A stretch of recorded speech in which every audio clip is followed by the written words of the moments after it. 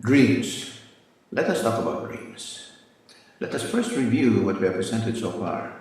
Earlier, we presented 4 cases of near-death experiences, and we observed that all of them did not want to come back to life. Where I belonged. But just as quickly, there was this sense of disappointment that descended on everyone. And the spirits who had taken me there told me that it wasn't my time and I had more work to do on earth and I had to go back to my body. I just felt like I had to ask him, did he want to come back? I knew that I was leaving heaven because Jesus came to me and said, "Colton, you need to go back." Even though I didn't want to go back, he said that he was answering my dad's prayer. Cannot stay. It's not your time. You must go back. And I was begging and pleading at that point to say, I have finally come home. I can't go back. You can't send me back. This is what I've wanted my whole life. And I said, okay, Lord, I'm ready to go then. I woke up the next morning on my way to surgery. So I didn't die. So when the soul is exposed to that indescribable feeling of being loved and taken care of, the soul becomes accustomed to it and does not want to come back anymore. The exposure to the healing energies makes the serious conditions quickly disappear. The soul is healed, the soul is renewed, and going back to the flesh body becomes like being born again. We also presented cases of reincarnation and we observed the same. The longer exposure to the healing energies makes healing more effective and more lasting. But this longer exposure makes the feeling of not going back very much stronger. So as what we have observed, while we are very happy to welcome a newborn baby, it doesn't look like the baby is happy to be born in this world of pain, suffering, and death. What we are really trying to emphasize here is healing. There is healing when we expose our soul in the healing energies in the spiritual realm. But what we are going to explain in this video is that we do not need to go into a coma or to die and reincarnate in order to access these healing properties of the spiritual realm. We can do that by means of dreams. But let us first find out what the Bible has to say about dreams.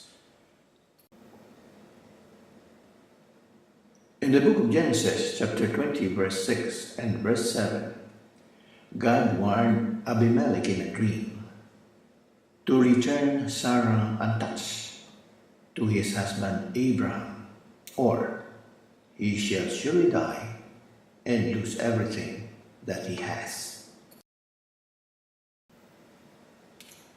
The word dream occurs 74 times in the King James Version, and the word dreams 21 times. There are 2 kinds of dream. One kind brings images that exactly illustrate the message. We have just given an example of that kind. Another kind brings images that only symbolize the meaning of the message and need interpretation. These are the kind of dreams interpreted by Joseph in the book of Genesis.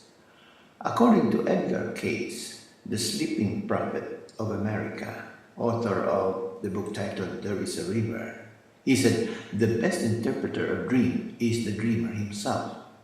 However, one needs some actual training to do that. It is not as hard as it may seem. One technique he taught, which I tried, is to place a pen and a note under your pillow. He said that once this is done, the more you will remember your dream when you wake up by virtue of the law of attraction. And I did.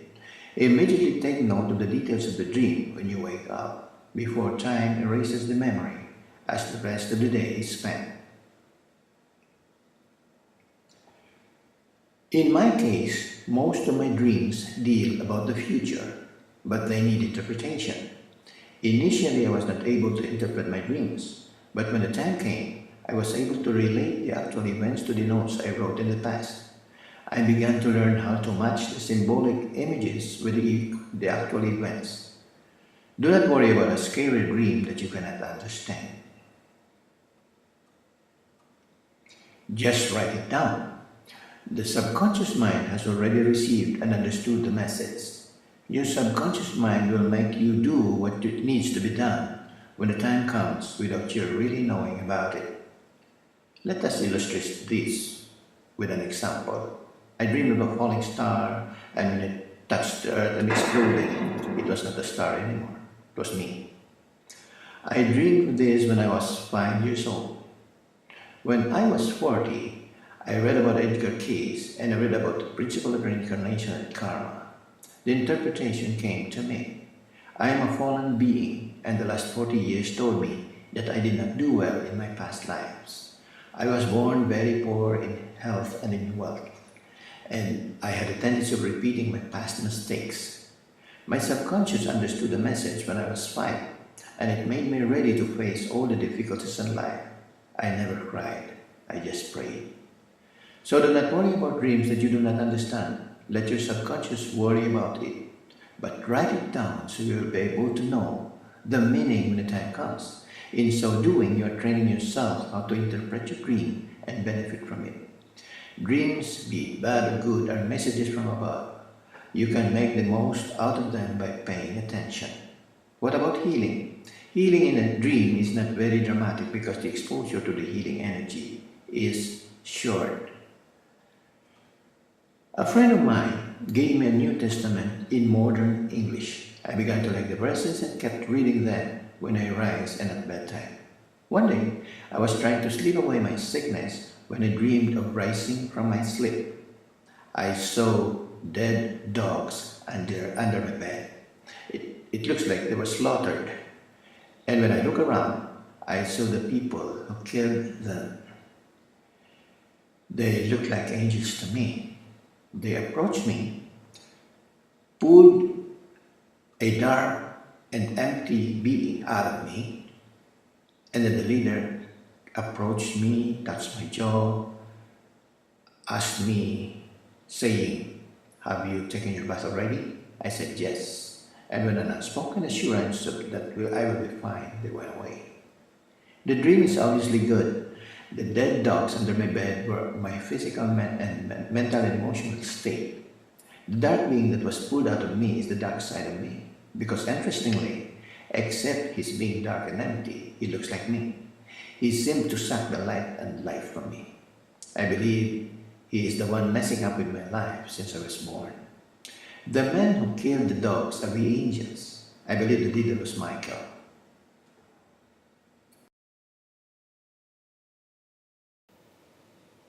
As I have mentioned, healing in dreams is not very dramatic but certain.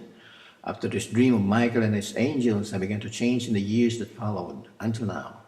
I lost my fear of new assignments and responsibilities in my workplace. I became less unlucky and less unhealthy. I was about to lose my job then for being sick always. Then I took the responsibility I feared most, getting married. I was promoted when I got married and promoted again when my wife conceived our only child.